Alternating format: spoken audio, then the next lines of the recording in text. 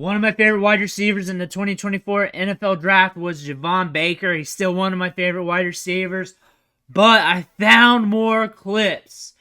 And it's fun to watch. And one thing I want to say about Javon Baker, he's very aggressive, very assertive, getting in and out of his cuts. He's got a lot of dog in him.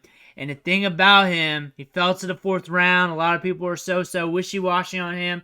I'm not too worried about it. We'll get in on that when we talk ball on him while we watch these clips over and over.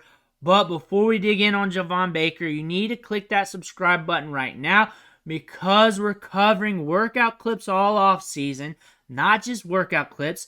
Soon rookie camp clips. Those are coming up. Highlights from training camp, mini camp, whatever workout clips I can find. We're also covering high school recruits. It's all here. Watch some football with me this summer, guys. Click that button. But Javon Baker, I got 40 seconds of him working out. We're going to watch him. Then we're going to watch him again talk ball. There we go. Get in and out of the break. Boom. Very assertive. I think this is like my 3rd or 4th workout clip out of this class.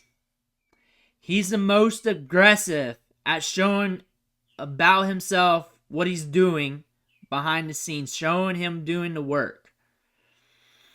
There was a clip that came out yesterday. I may do another video on that. It really depends on how much this one fires, but I may show that one too. I might even do a full presentation. This is against Casey Heward. Watch this one. Just blowing him up. Blowing him up! And this is when he was a young lad. And now he's even more defined. Woo! So what about him I like? He's very assertive, very aggressive. He's got a lot of dog in him. He gets upset at you if you say anything negative towards his game. And what I mean by negative is if you mention, hey, how do you feel about 50-50 balls? What goes in your head? He gets mad at you because of that. I've said that multiple times.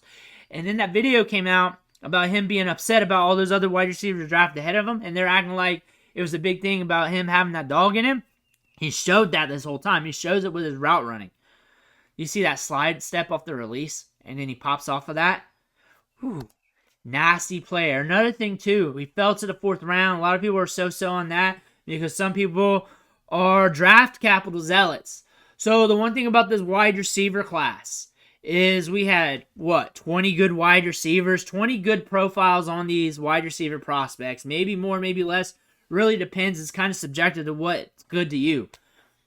20 is a good range for that, considering what wide receivers we had on the board. We had that many good wide receivers. They went off the board heavy on day 2, and it leaked into day 3. Usually you get around 9 to 12. 9 to 12. So economically, with that many wide receivers, and you're kind of good at wide receiver, and you just need to get another one, or you need to get some competition, or if you're just waiting a little bit, you can do that more in this class. Another thing, too, is you can play more preference to the style of wide receiver you want when you have so many wide receivers to look at. So it's not just a one-for-one thing like, hey, I drafted this guy because I think he's better. I may draft this guy because I think he's a better fit. And you're going to see in a deeper class at a position that a couple of players are going to fall around. That's just what's going to happen. That's a natural thing. You saw that with Troy Franklin. That does not mean they don't have the 3rd or 2nd round talent. That just doesn't mean that. That's just an odds thing.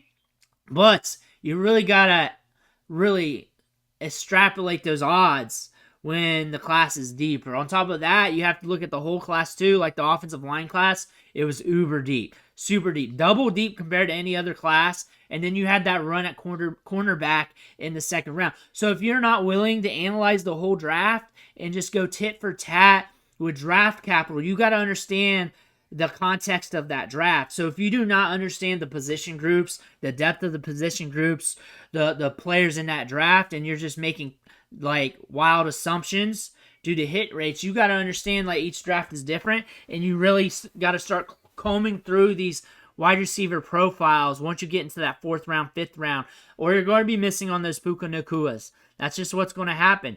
And the thing about him, we're seeing good ball skills. We're seeing a guy here that's not afraid to show what he's doing. He's got great footwork. He's got great feet. He's quick. And you know I'm good at analyzing wide receivers because I show it every day here on tape.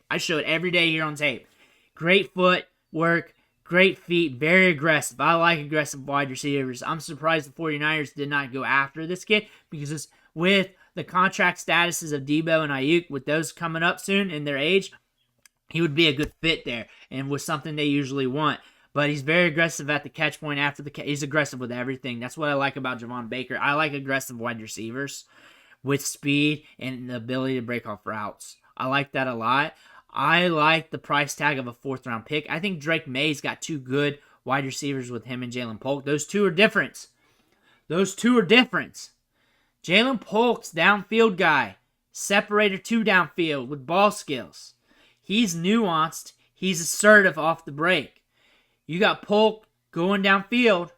You got him short to intermediate with the ability to go deep, doing stuff like that. They're different. Again, when you have a variety of wide receivers that we're all considering good, it's not, I'm drafting this guy because he's better than this guy. That's not always the case. I'm drafting this guy because he does this one thing that I really want on my team. That's also a thing. So thinking about it that way, and then eventually when you have so many extra, you can only draft so many in rounds 1, 2, and 3 that somebody's going to fall to the 4th. We said this going into the draft. I'm on this Javon Baker rant because I do not want you to overlook him just because he was a 4th rounder, and also just because he's going to New England. It's actually a good opportunity. There's a lot of pathway here for him to get opportunity to showcase what he can do. Patriots fans, you got a good one. You got a good one here. A lot of talent, a lot of upside. And again, it's potential, like always, but the potential is very grand with Javon Baker. I like him a lot. Let me know what you think in the comments below.